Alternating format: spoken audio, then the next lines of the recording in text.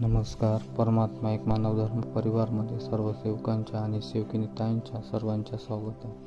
आज आपण जाणून घेऊया आपल्या चर्चा बैठक येतात. चर्चा बैठकमध्ये जे प्रश्न आणि उत्तरे विचारले जातात, तर आज आपण पाठ्य क्रमांक 4 मध्ये बघूया. हवन कार्य सुरू झाल्यावर सेवकांनी काय करू नये? उत्तर: हवन कार्य सुरू झाल्यावर उपस्थित सेवकांनी एकमेकांशी बोलू नये. प्रश्न: हवन कार्य सुरू करतेवेळी सेवकांनी किती व कोणते दिवे लावावे? उत्तर: हवन कार्य सुरू करतेवेळी सेवकांनी 2 दिवे लावावे. पहिला दिवा तेलाचा दिवा लावावे, दुसरा तुपाचा दिवा लावावे. प्रश्न: हवन कार्य सुरू केल्यानंतर ते समाप्तीपर्यंत काय म्हणत राहावे? उत्तर: हवन कार्याच्या वेळी सेवकांनी बाबा हनुमानजी म्हणत हवन कार्य करावे. प्रश्न: भगवान बाबा हनुमानजीचे फोटो व तत्वाची फोटोची आंघोळ कोणत्या पदार्थाने करावी? उत्तर: बाबा हनुमानजीचे फोटो व तत्वाची फोटोची आंघोळ गोमूत्र, दही, दूध या पदार्थाने पाणी टाकून कळावी व स्वच्छ पुसावी. प्रश्न: हवन कार्याच्या वेळी फोटोची व दिव्याची पूजा कोणत्या साहित्याने करावी? उत्तर: हवन कार्याच्या वेळी फोटोची व दिव्याची पूजा गंध, चंदन, अक्षदा, शेंदूर, गुलाल, बुक्का यांनी करावी. प्रश्न: हवन कार्याच्या वेळी व पूजा झाल्यावर कशाचे नैवेद्य टाकावे? उत्तर: हवन कार्याच्या वेळी पूजा झाल्यावर बाबा हनुमानजीच्या प्रतिमा आणि तत्वाच्या प्रतिमाच्या तुपाच्या दिवा या साखरेच्या तुपाचा नैवेद्य द्यावा. प्रश्न: हवनाच्या वेळी हवन कुंडामध्ये कोणत्या झाडांची काड्या वापरल्या जातात? उत्तर: हवनाच्या वेळी हवन कुंडामध्ये चंदन, वड, पिंपळ, पेरू, आंबा, संत्रा, मोसंबी, उमर यापैकी 5 रंगाच्या काड्या व रानगोवर वापरली जाते. प्रश्न: हवन कार्याच्या वेळी माळ कशी जपावी? उत्तर: हवन कार्याच्या वेळी सर्वप्रथम माळ डाव्या हातात धरावी. त्यानंतर उजव्या भागास उजव्या हाताने बाबा हनुमानजी म्हणत मणी खाली ओढून स्वाहा म्हणत सोडावी. प्रश्न: हवन कार्याच्या वेळी माळ जपून झाल्यावर जयघोष कसा करावा? उत्तर: हवन कार्याच्या वेळी माळ जपून झाल्यावर भगवान बाबा हनुमानजी की जय असा जयघोष 5 वेळा खालीलप्रमाणे करावा.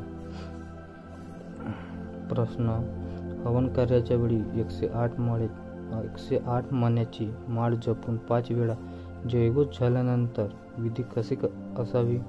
उत्तर: हवन कार्याच्या वेळी 108 मण्याची माळ जपून 5 वेळा जयघोष झाल्यानंतर हवन कार्य करणाऱ्या या सेवकांनी हवन कुंडात 5 वेळा दही, 5 वेळा तूप, 1 वेळा आहुती बाबा हनुमानजी स्वाहा म्हणत सोडावी.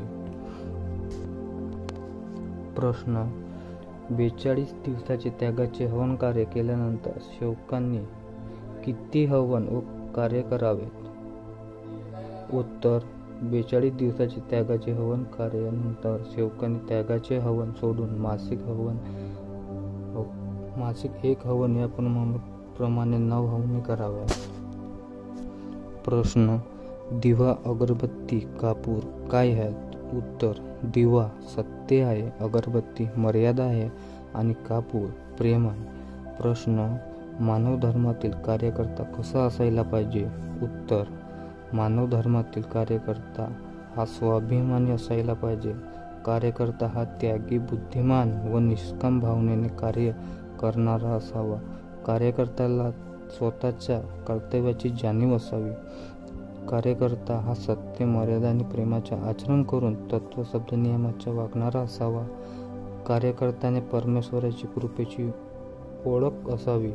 आशा, निराशा, मान, अपमान, यश, अपयश, स्तुती, निंदा ही द्रव्य जीवनात आली तर ती सहन करण्याची त्याच्यात मानसिक आत्मबल असावे. कार्यकर्ता हा बाबांच्या आदेशाचे वेळोवेळी परिपूर्ण पालन करणारा असावा. प्रश्न: मानव धर्मात परमात्मा एक मार्गात कोणत्या गोष्टीचा नाश झाला आहे? उत्तर: मानव धर्मात परमात्मा एक मार्गात किंवा धर्मात वाईट विचारांच्या, वाईट भावनेच्या, वाईट व्यसनांच्या, वाईट सवयीच्या, अंधश्रद्धेचा नाश झालेला आहे. प्रश्न: आजपर्यंत परमात्मा एक मार्गात सेवक काय शिकले नाहीत? उत्तर: आजपर्यंत परमात्मा एक मार्गात सेवक परमात्मा एक म्हणजे शिकलेच नाही. प्रश्न: मानवाने स्वार्थासाठी काय बोलू नये? उत्तर: मानवाने स्वार्थासाठी खोटे लाबाड बोलू नये. प्रश्न: महान त्यागी बाबा जुमदेवजी यांनी समाजात कशाचा रोप लावला? उत्तर: महान त्यागी बाबा जुमदेवजी यांनी भगवंताची प्राप्ती करून समाजात सत्याचा रोप लावला.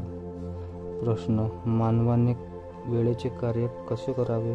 उत्तर: मानवाने वेळेवरचे कार्य वेळेवरच करावे. प्रश्न: मानवी दुःखी व गरीब केव्हा राहणार नाही? उत्तर: महान त्यागी बाबा जुमदेवजी यांनी दिलेल्या आदेश, सत्य, मर्यादा, प्रेम आचरण करून तत्वशब्द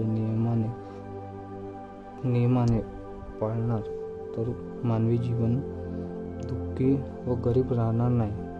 प्रश्न: परमात्मा एक या मार्गातील सेवकांनी अंगी काय जोपासले पाहिजे? उत्तर: परमात्मा एक मार्गात सेवकांनी अंगी महान त्यागी बाबा जुमदेवजी यांचे आदर्श, तत्व, शब्द, नियम, आदेश, चांगले विचार, सद्गुण जोपासले पाहिजे. प्रश्न: मानवाने स्वार्थासाठी काय करू नये? उत्तर: मानवाने स्वार्थासाठी खोटे नाटक, खोटे व्यवहार करू नये, दुसऱ्याला फसवू नये, दुसऱ्याला लाबाडू नये.